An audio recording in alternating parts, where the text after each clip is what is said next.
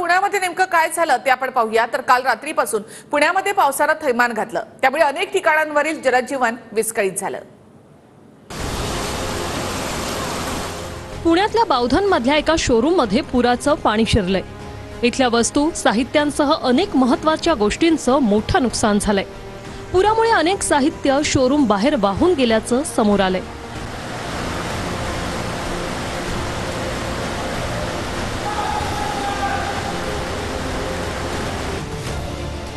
आळंदीच्या इंद्रायणी पात्रात कंटेनर वाहून जातानाची दृश्य समोर आली आहेत। एक कंटेनर पुलाच्या भिंतीला धडकल्याने अडकून पडला। पुण्यातल्या घाटमाथ्यावरच्या पावसानं लवासा भागात दरड कोसळली। या 3 बंगले दरडीखाली गाडले गेले। इथे 2 जण अडकल्याची भीती वर्तवली जाते। बंगल्यात वायरिंगच्या कामासाठी 2 जण मुंबईहून या ठिकाणी आले होते।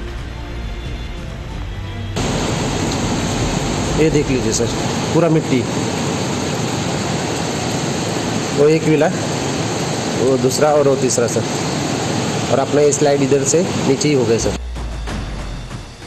मावळातलं कुंडदेवी मंदिर पाण्याखाली गेले। या ठिकाणाहून वाहणारी इंद्रायणी सुद्धा दुथडी भरून वाहते।